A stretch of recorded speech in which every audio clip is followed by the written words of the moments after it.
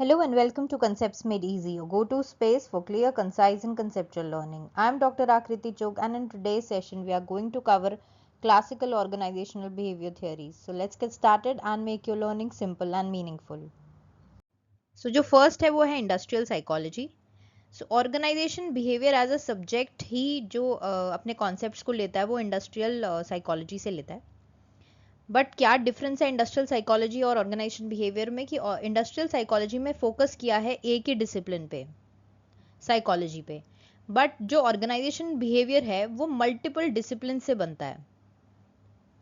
उसके अंदर साइकोलॉजी है, सोशियोलॉजी है, ग्रुप बिहेवियर की बात करते हैं, लीडरशिप की बात करते हैं, तो पावर डायनेमिक्स की बात होती है, फिर इकोनॉमिक्स की बात होती है कि डिसीजन मेकिंग कैसे करनी है. ऑर्गेनाइजेशन बिहेवियर मल्टीपल डिसिप्लिन से बना है और वहीं पे इंडस्ट्रियल साइकोलॉजी सिर्फ फोकस कर रही है साइकोलॉजी पे. बट ऑर्गेनाइजेशन बिहेवियर का जो स्टार्ट है, जो जिसको हम कह सकते हैं मदर ऑफ ऑर्गेनाइजेशन बिहेवियर, वो इंडस्ट्रियल साइकोलॉजी ही है. Industrial psychology earlier 20th century time period है. उसका फोकस क्या है? Applying psychological techniques in an industrial setting. हमारे पास तीन नाम हैं जो इसमें प्रोमिनेंट फिगर्स हैं. First one is Walter Dill Scott, जिन्होंने साइकोलॉजी के कॉन्सेप्ट्स को यूज करके इम्प्रूव की थी advertising and sales. He studied how to influence peoples buying decision.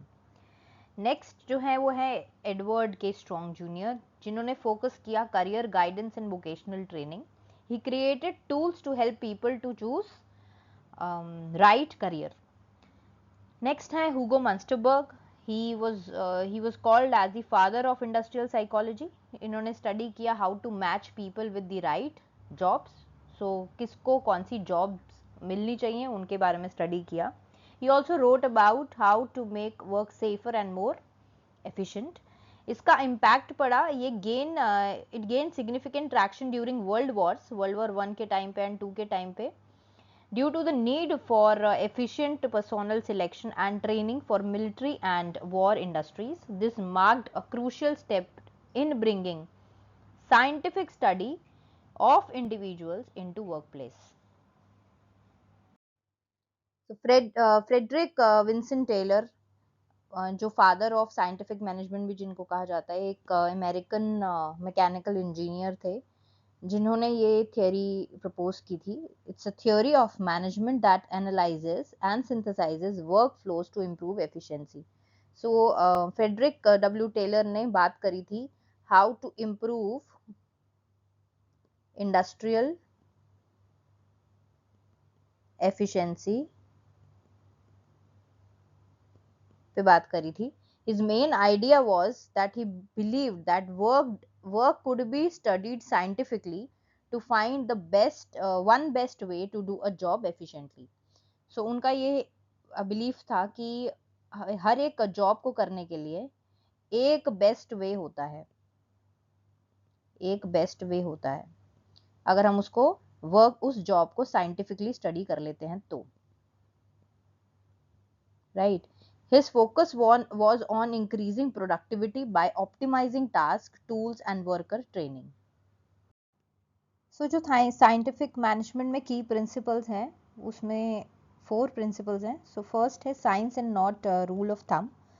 Basically जो ट्रेडिशनल वर्क मेथड्स थे जो गेस वर्क पे बेस्ड हैं या पर्सनल एक्सपीरियंस पे बेस्ड है, उनको रिप्लेस किया जाए with scientific methods to determine the most efficient way to perform task. यानी जॉब्स को करने के लिए एक बेस्ट वे निकालना साइंटिफिकली. ट्रेडिशनल मेथड्स को फॉलो नहीं करना जो गेस वर्क या पर्सनल एक्सपीरियंस पे बेस्ड थे. नेक्स्ट है harmony not discord. Encourage cooperation between workers and management instead of conflict to achieve mutual goals and improve productivity. मतलब वर्कर्स एंड मैनेजमेंट साथ में काम करें, कोऑपरेट करें आपस में और जो आपके ऑर्गेनाइजेशन के गोल्स हैं उनको अचीव करें. इसी का ही एक्सटेंशन है थर्ड प्रिंसिपल है cooperation not individualism. It ensures that managers and workers work together in a spirit of mutual understanding and coordination, avoiding individual actions that may harm efficiency. So individual के बारे में नहीं सोचना, cooperate करना है, collective goals पे काम करना है, क्योंकि अवॉइड करना है इंडिविजुअल एक्शंस को जो एफिशिएंसी को हार्म करें. नेक्स्ट है development of each individual to their greatest efficiency. So जो इंडिविजुअल है, हर एक एम्प्लॉय की ट्रेनिंग डेवलपमेंट होनी चाहिए to help them reach their maximum potential. और बहुत इंपॉर्टेंट ये स्ट्रेस करता है principle the importance of scientifically selecting workers for task based on their abilities and then providing them with, यानी जो सिलेक्ट और हायरिंग करनी है, हायर करना है वर्कर्स को, वो भी बहुत साइंटिफिकली करना है, प्रॉपर तरीके से करना है, स्किल्स को देखना है उनके, उसके बाद उनको हायर करना है, उनकी एबिलिटीज और स्किल्स को जज करके करना है. फिर हायर करने के बाद उनकी प्रॉपर ट्रेनिंग एंड डेवलपमेंट होनी चाहिए ताकि वो अपने मैक्सिमम पोटेंशियल को रीच कर सके. सो दीज आर द 4 की principles of scientific management.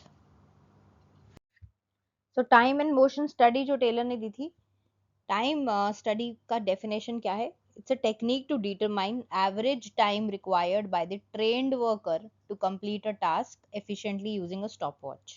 So trained worker को कितना average time चाहिए task को complete करने के लिए, but task should be completed efficiently using a stopwatch. How it works?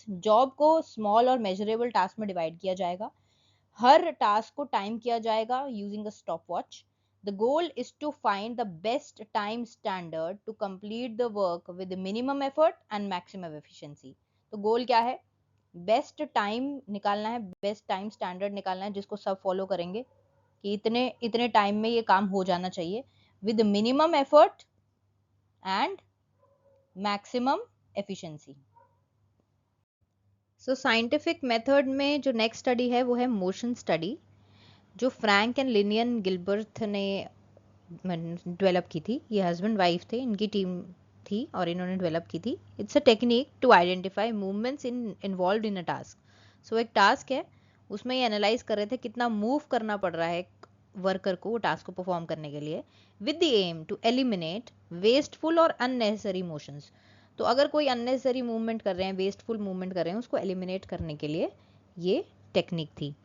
तो how it works? Each motion or movement in a task is observed and analyzed, और repeated और awkward movements को identify किया, identify करने के बाद उसको remove किया.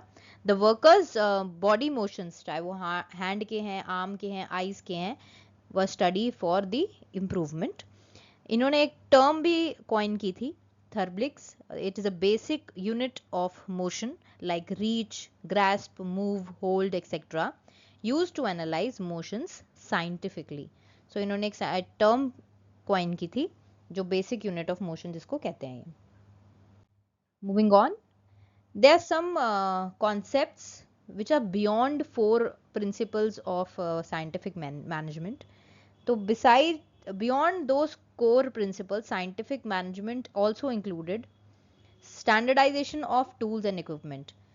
तो providing workers with the exact scientifically designed tools needed to perform their task most efficiently. So यहाँ पे ये tools और equipments भी provide जो कर रहे हैं वो भी scientifically designed हैं ताकि जो काम है जो भी task है वो efficiently हो सके. Right. Next चीज जो है वो है differential piece rate system, यानी इंसेंटिव्स फॉर इंक्रीज प्रोडक्टिविटी. ये बहुत ही ज़्यादा इंपॉर्टेंट थी साइंटिफिक मैनेजमेंट में. This was a crucial motivational component. Motivational क्यों? क्योंकि अगर अच्छे काम के लिए इंसेंटिव दिया जाएगा तो एम्प्लॉयज मोटिवेटेड रहेंगे. सो इंसेंटिव बेस्ड अप्रोच की बात करता है ये. This was a crucial motivational component. Taylor proposed a payment system where workers were paid a higher piece rate for exceeding a standard output and a lower piece rate or no bonus if they fail to meet it. Purpose क्या है? Is to directly link worker effort to award. मतलब worker का जो effort है उसको directly link करना reward से, ताकि अगर रिवॉर्ड में उनको पता चल रहा है कि मुझे इंसेंटिव मिलेगा, वर्कर को पता है कि मुझे इंसेंटिव मिलेगा, तो वो ज्यादा काम करेगा, ज्यादा एफर्ट लगाएगा, क्योंकि अगर एफर्ट ज्यादा लगाएगा तो इन रिटर्न उसको रिवॉर्ड मिलेगा। अगर वो एफर्ट कम लगाएगा और वो उतना नहीं कर पाता जो स्टैंडर्ड उनसे एक्सपेक्टेड है, तो उनको बोनस या रिवॉर्ड नहीं मिलेगा। So to directly link worker effort to reward, providing a strong financial incentive to adopt new efficient methods and produce at a higher level. So इससे employees क्या होंगे, वो motivated होंगे। motivated किसके लिए, किस चीज के लिए होंगे, कि वो high performance दे। So जो next है वो है functional foremanship, is a system introduced by Frederick Taylor to improve supervision and efficiency in factories. इन्होंने बोला कि एक सुपरवाइजर नहीं होना चाहिए, मल्टीपल सुपरवाइजर होने चाहिए, मल्टीपल सुपरवाइजर होने चाहिए जो गाइड करे वर्कर्स को, और हर एक जो इसमें सुपरवाइजर है या फोरमैन है वो फोकस करेगा स्पेसिफिक एरिया ऑफ एक्सपर्टीज। सो ये क्यों इंट्रोड्यूस किया गया, क्योंकि अगर एक ही सुपरवाइजर हो रहा था तो उसके पास सारी टेक्निकल एक्सपर्टीज तो नहीं है in all aspects of production. तो जिसके पास जिसकी चीज की एक्सपर्टीज है वो उसी को सुपरवाइज करे। It aim to provide expert guidance in each function of the job which will reduce the errors and increase the output. So Taylor divided the roles into 8 different foremen grouped into 2 main categories. So Taylor ने 2 categories बनाई जिसमें हर category में 4 role define कर दिए, यानी in total 8 different foreman के roles बताए उन्होंने। तो फर्स्ट कैटेगरी में प्लानिंग डिपार्टमेंट, जो ऑफिस बेस्ड फोरमैन है, जो ऑफिस में सुपरवाइज करेंगे, वो कैसे करेंगे, दे plan the work in advance, जिसके अंदर एक रूट क्लर्क की डेफिनेशन दिया है, रूट क्लर्क का रोल दिया है उन्होंने कि रूट क्लर्क रूट बनाएगा या पाथ बनाएगा for the work flow and the materials. Instruction card clerk instructions देगा on how to perform the task. Time and cost clerk बताएगा कि टाइम कितना होना चाहिए काम करने का, और रिकॉर्ड करेगा कि प्रोडक्शन में कॉस्ट कितनी बन रही है। फिर जो शॉप क्लर्क होगा वो मेंटेन करेगा order and discipline in the work place. So जो नेक्स्ट कैटेगरी है शॉप फ्लोर पे जो फोरमैन है, जो फैक्ट्री बेस्ड फोरमैन की कैटेगरी दी है उन्होंने, बताया कि शॉप फ्लोर पे जो होंगे फोरमैन वो सुपरवाइज करेंगे, गाइड करेंगे वर्कर्स को शॉप फ्लोर पे, मतलब फैक्ट्री पे। तो उसमें उन्होंने 4 रोल्स दिए हैं। सो फर्स्ट है gang boss. Gang boss arrange करेंगे मशीन को, टूल्स को, मटेरियल्स को जो टास्क के लिए ज़रूरी है। स्पीड बॉस जो है वो इंश्योर करेंगे कि जो काम है वो राइट स्पीड पे हो रहा है। Repair boss maintenance and repairs of machine को हैंडल करेंगे। इंस्पेक्टर जो है वो इंस्पेक्ट करेगा quality of the finished product को। इसको कैटेगराइज करने का क्या मेन गोल था कि स्पेशलाइजेशन को मैक्सिमाइज किया जा सके और बेटर टेक्निकल सुपरविजन के लिए and scientific approach to manage workers. So जो सुपरवाइजर जिस स्पेशलाइजेशन का है उसको उसी तरीके की सुपरविजन हैंडल करने के लिए दी जाए।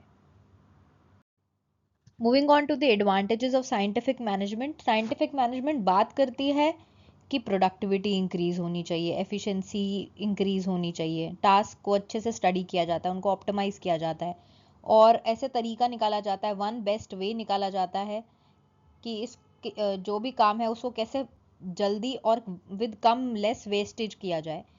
इसमें वर्कर की ट्रेनिंग भी बहुत अच्छे से होती है, उनको साइंटिफिकली ट्रेन किया जाता है to perform specific task in a best possible way. Division of work भी बहुत क्लियर है, मैनेजर्स प्लान करते हैं काम और वर्कर्स उस काम को करते हैं, इससे ना कंफ्यूजन होती है ना ओवरलैपिंग रोल्स हैं। डिसीजंस जो हैं वो प्रॉपरली ऑब्जर्वेशन पे बेस्ड है, मेजरमेंट पे, एनालिसिस पे बेस्ड है, गेस वर्क पे या एक्सपीरियंस पे बेस्ड नहीं है। सो ये इसके एडवांटेजेस हैं साइंटिफिक मैनेजमेंट की। लेकिन वहीं पे ही इस थियोरी के कुछ क्रिटिसिज्म है। So it treated workers like machines. यहाँ पे आउटपुट और एफिशिएंसी के बेसिस पे ही फोकस हो रहा है, ना एम्प्लॉयज़ के इमोशंस पे बात हो रही है, ना क्रिएटिविटी पे बात हो रही है, ना उनके मेंटल और फिजिकल एग्जर्शन की बात हो रही है। इग्नोर किया है यहाँ पे ह्यूमन और सोशल नीड्स, वर्कर की feelings, team work, motivation, job satisfaction के बारे में बात नहीं हुई है। इसी वजह से रिड्यूस हो जाता है जॉब सेटिस्फैक्शन, क्योंकि सेम टास्क वो रिपीट किए जा रहे हैं एवरी डे, जिसकी वजह से काम बहुत बोरिंग और मेंटली टायरिंग हो गया।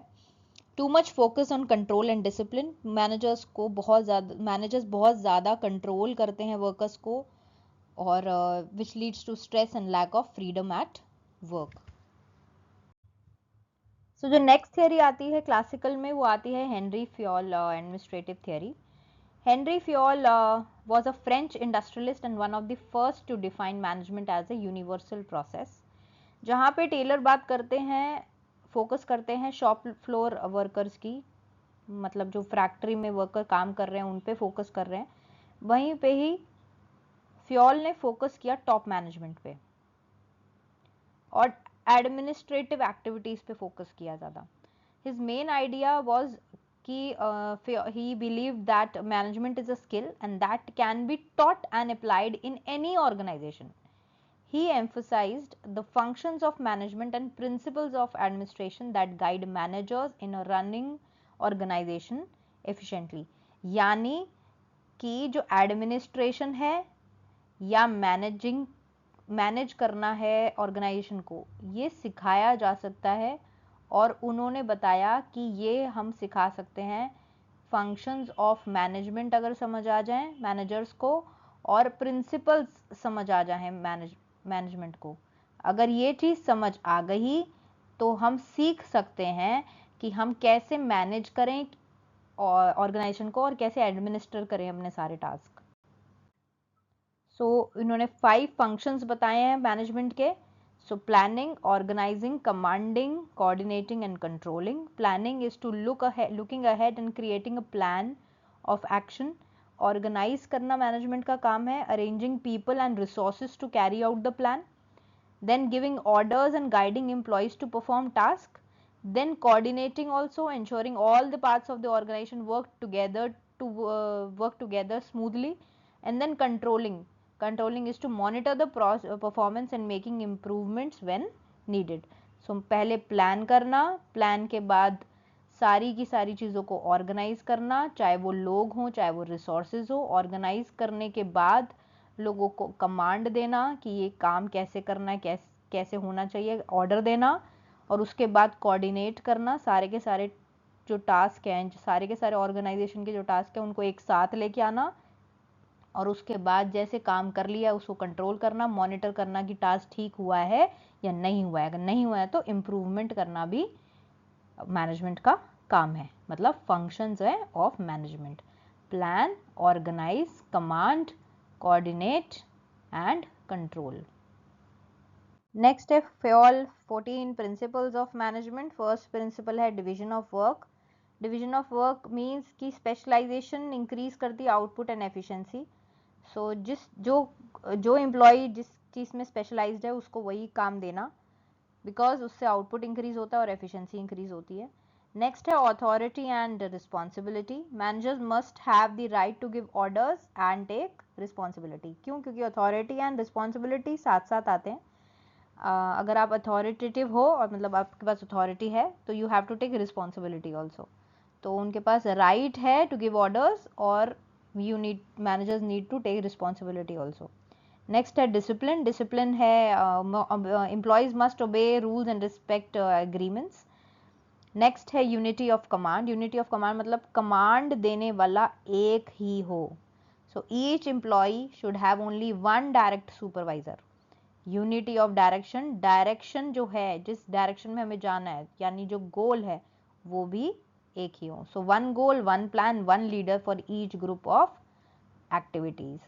सो division of work, authority, responsibility, discipline, unity of command and unity of direction. So जो नेक्स्ट आते हैं वो आते हैं subordination of individual interest to general interest. तो ऑर्गेनाइजेशन का जो इंटरेस्ट है वो सबसे ऊपर रहना चाहिए, गोल ऊपर रहना चाहिए ऑर्गेनाइजेशन का, इंडिविजुअल इंटरेस्ट बाद में आना चाहिए। रेम्यूनरेशन, तो फेयर पेमेंट होनी चाहिए, जो काम करा है उसके लिए फेयर पेमेंट मिले। सेंट्रलाइजेशन, जो डिग्री ऑफ कंट्रोल है should be held by top management, एक ही सेंटर से सब कंट्रोल होना चाहिए। Scalar chain, clear chain of command हो top to bottom, order, right people and materials in the right place, order होना चाहिए, इक्विटी, इक्विटी मतलब फेयरनेस, बराबर होना चाहिए, kindness and fairness to all employees, stability of tenure होनी चाहिए, low employee turnover improves performance, initiative, employees should be encourage to take initiative, spirit, de corps का मतलब है team spirit and unity among workers को promote किया जाना चाहिए। सो अगर ये 14 प्रिंसिपल्स पे काम करते हैं हम फियोल के, सो इम्प्रूव होती है efficiency. So contribution, Fayol greatest contribution was asserting that management is a universal process and it is applicable to all the organization, not just businesses or factories. Second, ये systematic approach है management की, it provided clear and systematic framework for understanding and practicing management functions and principles. So 5 functions और 14 principles बहुत clearly defined है और एक systematic framework देते हैं ताकि हम समझ सकें कि मैनेजमेंट को किस तरीके से काम करना है। Next, focus on top level management, shifted attention from shop floor efficiency to overall administrative and strategic functions of the organization. Taylor जहाँ पे वर्कर्स की बात कर रहे थे फैक्ट्रीज में, शॉप फ्लोर एफिशिएंसी को इम्प्रूव करने की बात कर रहे थे, यहाँ पर ओवरऑल एडमिनिस्ट्रेशन की बात हो रही है, मैनेजमेंट की बात हो रही है। Foundation for modern management, his principles and functions form the bedrock of much of modern management theory and education. Concepts like planning, organizing and controlling are still core to management curriculum. Next है criticism. Criticism क्या है? It is very rigid. Some principles like unity of command can be seen as too rigid in today's complex and dynamic matrix organization. Lack of empirical support. Fayol's principles were derived from his personal experience and observation. So जिस तरीके से experiment करे थे Taylor ने, उन पे based नहीं थी, ये पर्सनल एक्सपीरियंस और ऑब्जर्वेशन पे बेस्ड थी. Less focus on the individual. While he acknowledged human elements, his primary focus was on organizational structure and managerial process. यहाँ पे individual psychology और motivation की बात नहीं हुई थी. Context insensitive. Theory implies that one size fits all approach, which modern contingency theory refutes. आगे पढ़ेंगे हम modern theories, उसमें समझ आएगा. ये थोड़ी कॉन्टेक्स्ट में इंसेंसिटिव है कि ये बोला जाए कि अगर ये चीज़ें हमने समझ ली, ये प्रिंसिपल समझ लिए, ये फंक्शन समझ लिए, तो आप सब एडमिनिस्ट्रेशन सीख सकते हो और मैनेजमेंट अच्छे से कर सकते हो. बट ये ऐसा नहीं होता, क्योंकि मॉडर्न जो ऑर्गेनाइजेशन है उनके स्ट्रक्चर भी अलग है, उनकी सोच भी अलग है, तो वहाँ पे ये फेल होता है.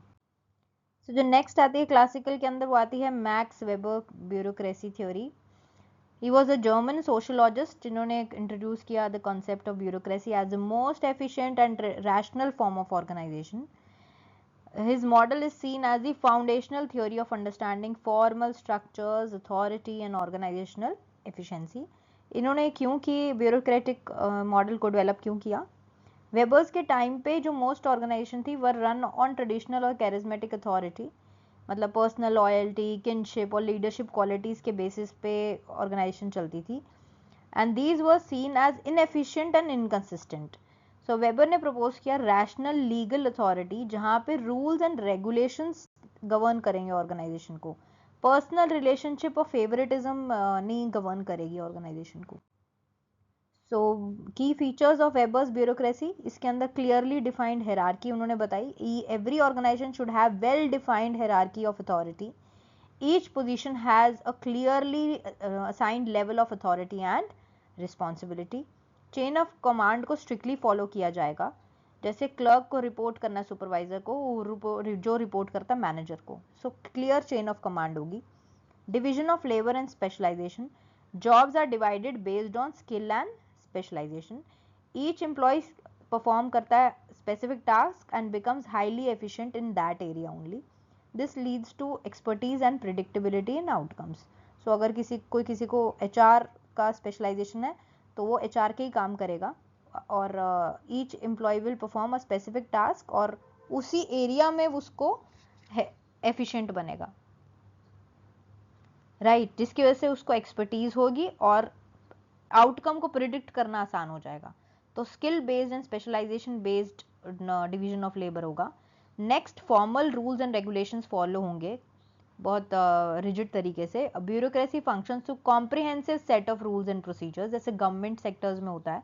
So these rules ensure consistency, fairness, objectivity in decision making. Everyone is treated equally under those rules.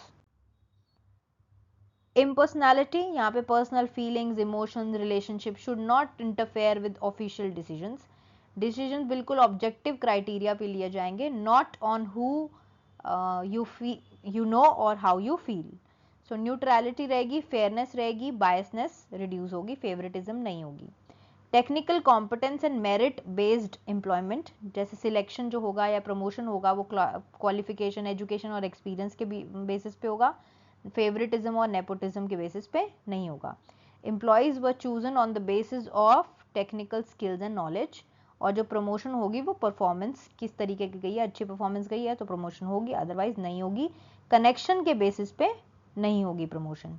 Next जो है वो सब कुछ रिटन कम्युनिकेशन होना चाहिए, तो फॉर्मल रिटन कम्युनिकेशन को फॉलो किया जाएगा. All decisions, rules, actions are documented in writing. This creates a permanent record and allows for accountability and transparency. Oral orders को भी डिस्करेज किया जाएगा unless they are followed up in writing. So according to Weber, उन्होंने 3 types of authority identify किए हैं. First है traditional, जो customs और ट्रेडिशंस और लॉन्ग एस्टैब्लिश प्रैक्टिसेस जो चलती आ रही थी उनके बेसिस पे होती थी. नेक्स्ट है पर्सनल क्वालिटीज और leadership charisma of an individual के बेसिस पे होती थी. रिलीजियस लीडर्स होते थे तो उसको कैरिज्मेटिक अथॉरिटी कहते हैं. इसके ऊपर हम बात कर रहे हैं इस वाली थियोरी में रैशनल लीगल अथॉरिटी, जो ब्यूरोक्रेसी के बेसिस पे है, जो लीगल रूल्स रैशनल है, काफ़ी रेगुलेशंस पे डिपेंड करती है, स्ट्रक्चर्ड पोजीशन पे डिपेंड करती है. This is the most stable and efficient type according to Weber. So Weber इस अप्रोच को फॉलो कर रहे हैं यहाँ पे. Moving on to the advantages and disadvantages of this theory. Advantages, promote करता है discipline, stability and order. It ensures fair treatment, क्योंकि फेवरेटिज्म तो नहीं हो रही तो फेयर ट्रीटमेंट इंश्योर करता है. एनहांस करता है एफिशिएंसी एंड प्रोडक्टिविटी, क्योंकि हर एक एम्प्लॉय वही काम कर रहा है जो उनका स्किल है या स्पेशलाइज्ड है जो वो काम करने में, तो एफिशिएंसी भी इंप्रूव होती है, प्रोडक्टिविटी भी. It facilitates accountability and transparency. It is ideal for large and complex organisations like government, hospitals and universities. Criticism है, it can become too rigid and inflexible, may lead to excessive paperwork and बहुत ज़्यादा rules and regulations की वजह से red tape भी हो जाता है. discourage करता है innovation and creativity, may demotivate employees by ignoring human and emotional needs की तो बात ही नहीं हो रही, तो ये employees को demotivate कर सकता है and can result in slow decision making and lack of adaptability. So this was all about the classical theories in organizational behavior. We will cover the next set of theories in the next lecture. Thank you so much.